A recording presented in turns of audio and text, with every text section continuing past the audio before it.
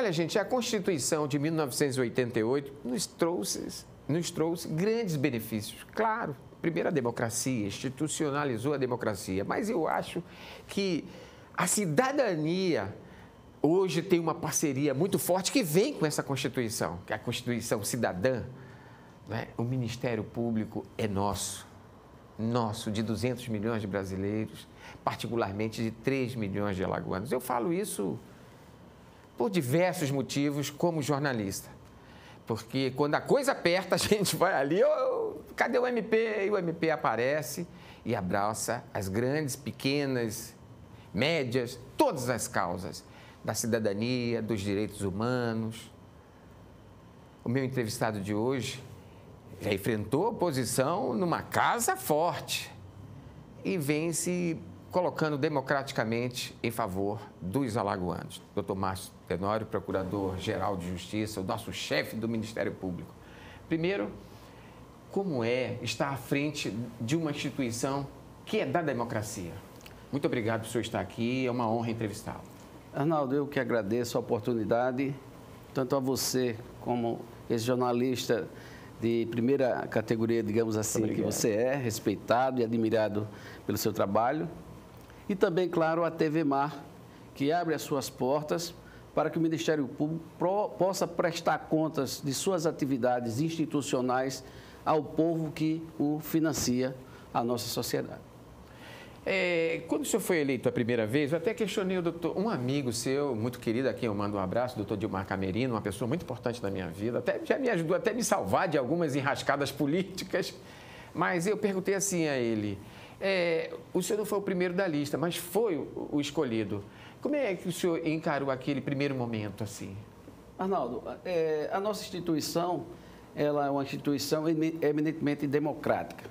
Então, todos os cargos de administração superior do Ministério Público, eles são ocupados, né, através de eleições, tanto pelo geral dos promotores e procuradores, pela categoria toda, quanto por colegiados.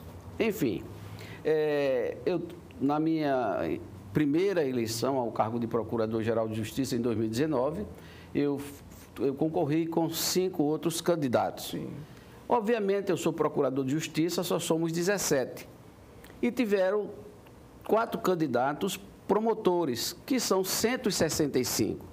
Então, a proporcionalidade de eu ter menos votos do que os promotores, obviamente que é clara. Mesmo assim, eu fui o segundo mais votado.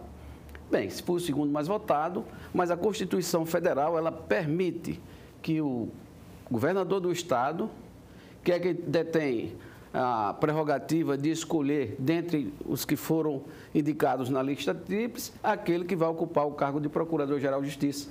E eu tive a sorte, a felicidade de ser reconhecido pelo Procurador-Geral de Justiça, ou pelo governador da época, Renan Filho, e ele me escolheu como segundo convocado. Isso não diminuiu nada para mim, não é?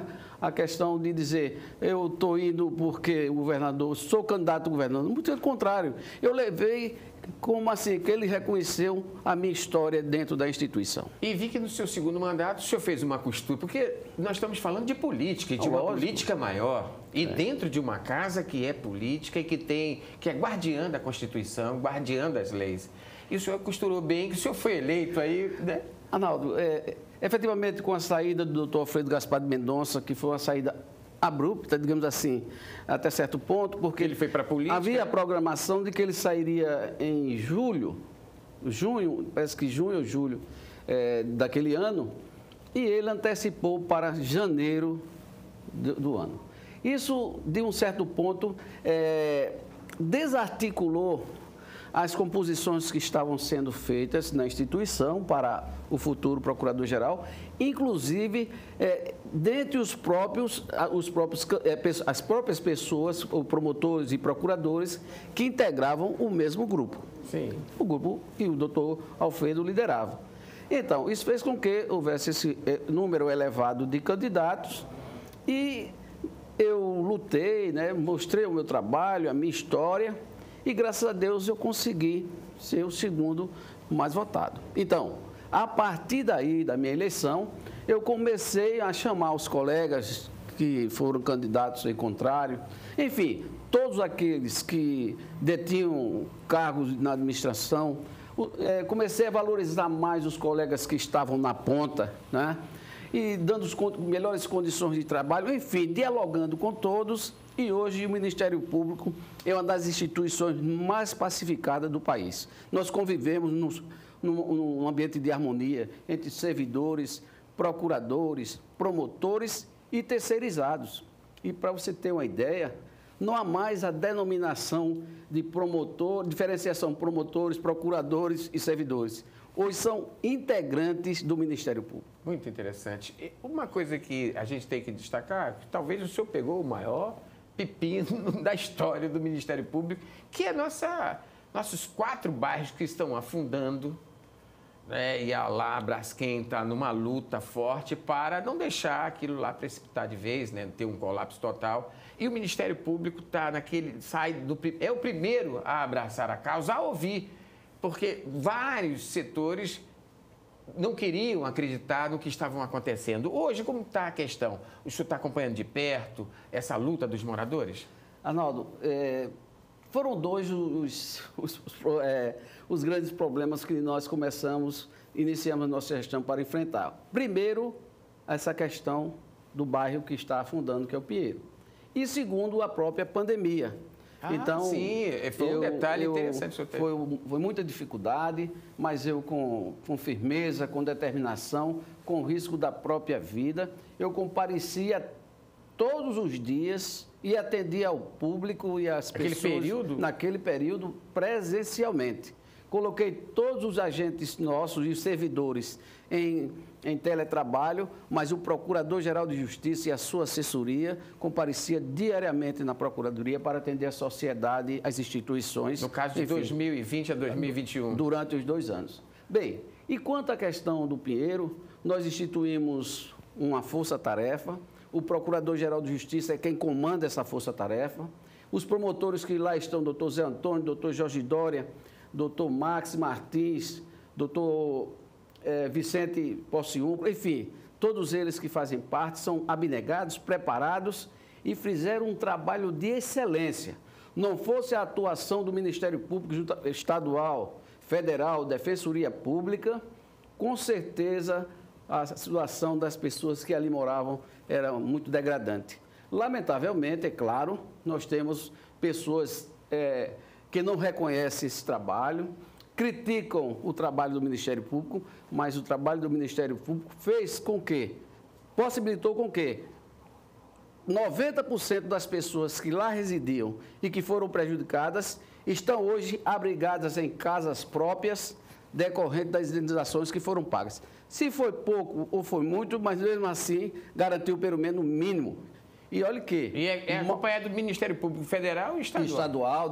Estadual, Defensoria Federal e mais. 70% a 80% das indenizações foram niveladas. O valor da casa, digamos, 10 mil, foi comprada por 10, por 9 e às vezes até um pouco mais.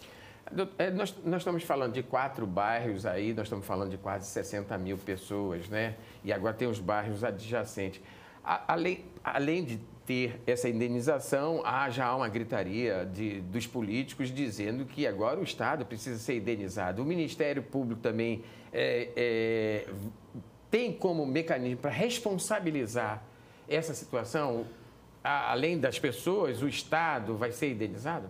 Nós já estamos nessa luta já há algum tempo, tanto ao Estado quanto ao município. Porque o Estado tem as escolas, tem hospitais, não é? Então, vários equipamentos, tem o patrimônio histórico, tem o próprio meio ambiente, tanto o município como o Estado. E, óbvio, que a nossa luta, ela também, traz para si a defesa dos direitos que foram preteridos do Estado de Alagoas. Então, claro, nós estamos junto ao Estado de Alagoas para buscar a indenização dos danos que foram provocados pela Salgema. Na conversa que eu tive com o Braskem. Na conversa que eu tive com o governador Paulo Dantas, do MDB, a quem eu mando um abraço aqui também, ele destacou esse momento da nossa emancipação política, 206 anos de emancipação política, da independência dos poderes, Ministério Público, do Judiciário, do Legislativo, Tribunal de Contas. Quer dizer, são poderes, reconhece como o Executivo reconhece como poderes, independentes, vivendo harmonicamente. Como é que o senhor entende esses 206 anos de Alagoas na atuação do Ministério Público? Alagoas, como a gente diz mesmo, é uma estrela radiosa.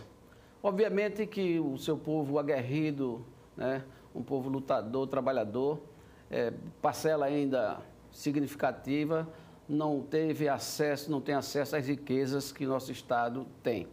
Mas isso é fruto será fruto ainda de muito trabalho, e o Ministério Público tem sido um parceiro muito forte, tanto das outras instituições que lutam assim, como do próprio governo do Estado, da Justiça, do Tribunal de Justiça, da Assembleia Legislativa. Nós temos tido um apoio muito forte, muito fundamental do governo do Estado, para que nós possamos trabalhar cada dia mais em prol da sociedade, ofertando trabalhos de excelência pelas condições que ele tem dado para que o Ministério Público ele possa cumprir esse papel. Para você ter uma ideia, nós iniciamos o ano com um déficit orçamentário na faixa de 9 milhões de reais. Qual orçamento hoje, o senhor tem ideia? Para pessoal, tenho ideia. Para pessoal, uma faixa de 202 milhões de reais, mas nossas despesas já programadas, que não podemos fugir a ela, na faixa de 215, 220 milhões, né? E o governo do Estado nos suplementou até agora 10 milhões e nos dará, já está em fase já de conclusão e remessa à Assembleia. Mas haverá suplementação. 20 milhões para que nós possamos fechar de vez todos os compromissos financeiros com as instituições que nós, de uma forma ou de outra, trabalhamos, e também, claro, com o pessoal. Então, o orçamento, você já tem ideia do orçamento do próximo ano? O orçamento do próximo ano já estamos discutindo, mandamos na faixa de 250 e alguns milhões. Obviamente, sempre haverá um corte, mas sabe o governo do Estado, e eu confio muito no governador Paulo Dantas, ele não tem faltado a nossa instituição nesse particular, de que ele, mesmo que não possa, né, nesse momento nos dar esse dinheiro, com certeza irá suplementar no próximo ano para que nós possamos honrar os nossos compromissos. Porque já pensou o Ministério Público deixar de cumprir os pagamentos que tem com o comércio, né, com a indústria, etc. Então seria o caos total. Nós temos 102 municípios. Nós temos quantos promotores? Nós temos hoje 162, 3 promotores. Nós cobrimos todos os municípios do estado de Alagoas. Obviamente, nem todos os municípios têm um promotor de justiça lá no município, mas eles têm próximo. Por exemplo, o município de Santana do Ipanema. Então, Santana do Ipanema e algumas cidades adjacentes, cinco vizinhas ali pertinho. Então, e o promotor, geralmente, ele faz atividades de um dia por semana nesses termos que nós chamamos. Então, o Ministério Público, ele está presente no dia a dia em todos os 102 municípios. Um outro problema que o Ministério Público enfrentou durante os últimos anos, é que ele não tem uma casa própria, né? Estava sempre na casa do Poder Judiciário. Como é que o senhor está tratando essa questão? Ainda permanece assim? Olha, o Ministério Público... Eu digo assim, no interior, né? O Ministério Público, eu costumo dizer que é o primo pobre do Poder Judiciário. Não, brincadeira. Mas realmente o nosso orçamento é muito, muito aquém das necessidades. Mesmo assim, com muito esforço, muito sacrifício, já vem do doutor Leandro Araújo, o doutor Dilmar também deu uma grande contribuição. Para você ter uma ideia, Arnaldo, somente na gestão do governador Renan Filho e do governador agora, Paulo Dantas, quando concluir a minha gestão, estarei entregando à sociedade, já entreguei algumas, seis sedes próprias, né? Num investimento de mais de 20 milhões de reais. Então, isso assim, em termos históricos, é muito, porque... Nos grandes municípios nós teremos a sede do... E Arapiraca eu sei que tem, né? Que fica do lado do fórum, né? Nós inauguramos Penedo, uma sede muito linda. Nós inauguramos também aqui Atalaia. Nós estamos agora em outubro inaugurando uma sede própria em Palmeira dos Índios, com investimento de 4 milhões e 600 mil reais. É um dinheiro considerável, que irá acomodar com dignidade, né, com melhores condições, promotores e servidores, e acolherá com digamos assim, o conforto necessário à sociedade que irá buscar o trabalho do Ministério Público. Então, estamos lançando na próxima semana, já vamos lançar a licitação de uma nova sede em Delmiro Gouveia, no investimento de 2.800.000. Nós estamos concluindo ainda, agora no mês de outubro, a sede própria de Murici. Na nossa gestão, nós fizemos intervenção em todas as nossas sedes, temos 30 e poucas sedes no estado todo. Todas elas sofreram intervenção de engenharia, estão todas pintadas, reformadas, enfim. Estamos ultimando... Uma curiosidade, essas instituições, esses braços do Ministério Público da Capital, essas sedes, elas têm alojamento próprio ou não? Ele é só um ambiente de trabalho? Houve um certo tempo que elas tinham também essa acomodação. Ocorre que foi criado o auxílio moradia e os colegas cuja sede tinha a acomodação não recebiam o auxílio moradia. Sim. Então, transformamos e hoje, basicamente, as nossas sedes, elas são apenas sedes administrativas. E aí tem o auxílio moradia para ele alugar? Já não tem mais, também. Como é que ele faz? Não, mas o salário é suficiente, razoável, dá para alugar um imóvel e viver com dignidade. Não podemos esquecer que vivemos num estado ainda pobre, né? Apesar das riquezas naturais, mas um salário que ganha um promotor de justiça dá para viver com dignidade, criar sua família, né, num padrão muito bom, sem precisar que cometa qualquer erro. Isso nós não podemos fugir. Já que o senhor falou assim, quanto ganha um promotor?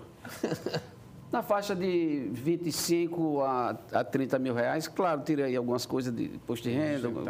Um salário de 20 mil reais, 25 mil reais. Os padrões daqui o senhor está há um ano, quase 2 anos já, né? 2 mandatos, perdão. Cumpriu o primeiro mandato, está quase no final do segundo mandato, o ano que vem termina. Qual o balanço que o senhor faz da sua gestão? O seu mandato vai até quando? Abril de 2024. Qual o balanço que o senhor faz dessa gestão? Além desses 2 pepinaços que o senhor pegou, que é a pandemia, os 4 bairros, Pinheiro, Mutange, Bebedouro, e agora avança um pouco do Farol, né? Além desses problemas... Arnaldo, eu tenho dito por aí que a força de uma gestão é exatamente os servidores e os membros. E, claro, a inteligência do procurador, do chefe da instituição, é exatamente delegar atribuições e discutir, conversar. Então, a nossa gestão é pautada por isso. O senhor tem frente de combate à sonegação, né? Tem frente de combate ao crime organizado? Na nossa gestão, demos todo o apoio ao GAECO, que trata das organizações criminosas nos crimes comuns. Nós implantamos, né, e damos o apoio necessário ao GAES, que trata dos crimes tributários, né? Nós fortalecemos todas as promotorias de justiça com o apoio do GAECO. Nós criamos também, fortalecemos o CAOP, que congrega todos os núcleos de defesa da cidadania, da saúde, da educação, enfim. Nós diversificamos no sentido de transferir as atribuições que eram somente do Procurador-Geral para diversos órgãos institucionais e os promotores que estão na base, para que nós possamos prestar serviço de excelência à comunidade. Isso tem sido o sucesso da nossa gestão. O senhor termina seu mandato no próximo ano, né? Março? Abril, né? Já tem sucessor? Nós trabalhamos, como eu disse a você, com muito diálogo, né? Na nossa instituição, conseguimos fazer com que os vários grupos que existiam não existam mais. Hoje não há grupos no Ministério Público. O que há são promotores e procuradores que discutem a política institucional. Tá? Então, aqueles líderes conversam comigo, nós conversamos com os promotores e, em função disso, nós buscamos o que é melhor, discutimos o que é melhor. Então, dentro do que isso ocorreu, nós conseguimos eleger reelegeu o doutor Roberto Salomão como candidato único. Nós conseguimos... a sua sucessão, Roberto Salomão? Na ANPAL. Tá. Que era... A Associação do Ministério Público. Era difícil porque já soube que tinha 4 ou 5 candidatos, conseguimos conversar, dialogar e... Chegaram a um consenso. E hoje o doutor Roberto Salomão foi eleito. E desse consenso também, dessas forças políticas, digamos assim, doutor Eduardo Tavares, vou citar que são conhecidos, doutor Dilmar Camerino, mesmo aposentado, né? O próprio doutor Leandro, doutor Marco Rômulo, enfim, essas pessoas que detêm uma certa fatia ainda da liderança. Então, chegamos a um consenso de que o candidato ideal, nesse atual momento, para dar continuidade à nossa gestão e concluir as obras, e não falo só obras físicas, mas obras estruturantes, e a política remuneratória que nós estamos adotando, será o doutor Leandro Araújo. Um homem experiente, já foi por 2 vezes Procurador-Geral de Justiça, um homem equilibrado e um homem... Quer dizer que o doutor Leandro volta? Doutor Leandro volta. Outro detalhe interessante que envolve o judiciário e deve envolver também uma discussão muito forte internamente é que nós vamos ter 2 vagas do Ministério Público no Tribunal de Justiça, né? A aposentadoria do desembargador Zé Carlos Malta Marques e a saída do desembargador Washington Luiz. São 2 vagas ou uma? Na realidade, quinto constitucional do MP. São 2 vagas existentes. Atualmente, por força da decisão do Conselho Nacional de Justiça, nós temos, em tese, uma vaga. Mas é uma vaga que ainda está sendo questionada. O doutor Washington Luiz, ele tem ainda um prazo de 120 dias para buscar um mandado de segurança, não é? Recorrer, né? Recorrer para isso. Cabe recurso. Cabe recurso, um mandado de segurança, e de repente consegue uma liminar ou até uma ação ordinária. Essa, claro, ela vai ser discutida ainda, talvez ela seja um pouco mais para frente. Porque ele então, a vaga continua dele, ele continua desembargador? Não, ele não é mais desembargador. Ele está aposentado. Tá. A vaga existe, mas a vaga está ainda sob questionar. Nós já fomos notificados, o Ministério Público, né? O Tribunal, todos os órgãos já foram notificados, certificados de que o doutor Washington já está aposentado. Então, no caso lá da Justiça Eleitoral, quem assume é o doutor Clever? Já está. Temporariamente. Temporariamente. Então, eles vão discutir. Bom, o que tem certo palpável é a segunda vaga, que ela ocorrerá a partir do dia 13 de janeiro, o doutor Zé Carlos completa 75 anos, ele deve sair um pouquinho antes, alguns dias, porque a legislação até que prevê. Agora, um passarinho me disse, antes que o senhor saia do assunto, mando um abraço para o doutor Zé Carlos Malta, que sempre foi um amigo querido da imprensa, a gente tem um carinho especial por ele, e eu particularmente. Um passarinho me disse que o senhor é o dono dessa vaga. É assim que fala, não? O senhor que vai ocupar essa vaga do MP? Na verdade, assim, eu, como todos os colegas, temos a prerrogativa, né, o direito de concorrer à vaga. Não é fácil, né, porque nós temos 3 fases. A fase primeira, que é para a formação da lista sextupla. Também é como na OAB? O Conselho Superior do Ministério Público, que é composto por 7 membros. O corregedor, o procurador-geral e 5 colegas eleitos pela classe. Esse conselho já está formado, vai até 2024. Sim. Então, será esse conselho que vai indicar. Os 6 nomes, né, da lista. O tribunal vai, dentre esses 6 nomes, deixar 3 e enviar ao governo, que vai escolher. O executivo, a palavra final vai ser do governador Paulo Dantas. Pela minha história dentro da instituição, pela minha história no Tribunal de Justiça, onde eu tenho que a maioria esmagadora dos desembargadores trabalharam comigo, muitos deles, 6 ou 7, eu morei juntamente com eles em República, no interior. A minha história de promotor e procurador de justiça, não é?